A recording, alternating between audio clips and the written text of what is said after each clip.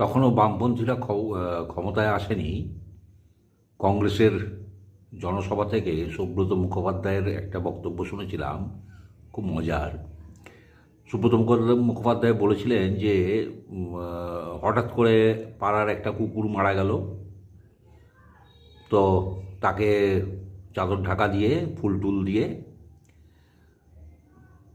দু একটা লাল পতাকা লাগিয়ে দিয়ে কমরেড কালু অমর রহে বলে স্লোগান দিয়ে ডেড বডি কাঁধে করে নিয়ে চলে যাওয়া হতো।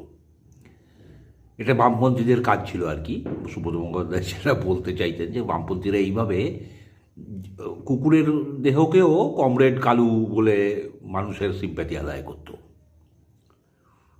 আজকে বেলডাঙ্গার ঘটনা নিয়ে যে মিথ্যাচার মাননীয়া করলেন, মাননীয়ার পুলিশ যে ভ্যান্ডালিজম হতে দিল, যে অরাজকতা 30 ঘন্টা ধরে বেলডাঙ্গাতে হতে দিল, জাতীয় সম্পত্তি নষ্ট করতে দিল, স্থানীয় হিন্দুদের ওপরে অত্যাচার করতে দিল, মিথ্যার উপরে দাঁড়িয়ে ঝাড়খণ্ড পুলিশ পরিষ্কার বলছে যে না, ওখানে যে ছেলেটি মারা গেছে সে তার যেখানে ভাড়ায় থাকতো সেখানে সে ভিতর থেকে চিটকানি দিয়ে ভিতরে আত্মহত্যা করেছে।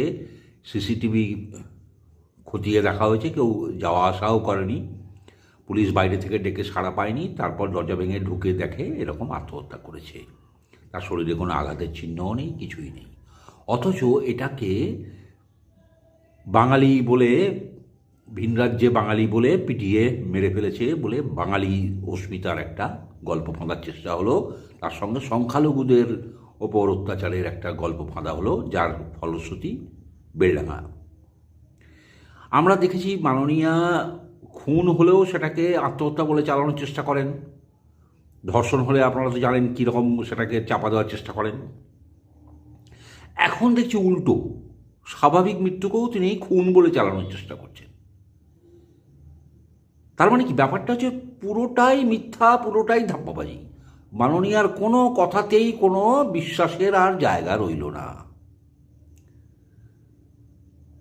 ঝাড়খণ্ড হচ্ছে গিয়ে হেমন্ত সোরেনের রাজ্য। হেমন্ত সোরেন হচ্ছে গিয়ে, জানেন আপনারা, কয়েকদিন আগে অভিষেকের হেলিকপ্টার খারাপ হয়ে গিয়েছিল, হেমন্ত সোরেন হেলিকপ্টার পাঠিয়ে দিল ভাইপোর জন্য।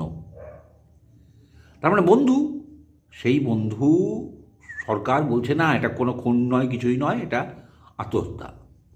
আর সেটাকে এখানে এইভাবে অপপ্রচার করে, মিথ্যা প্রচার করে, সেটা নিয়ে এরকম রাজ্যে অশান্তির একটা আগুন জ্বালানো হলো।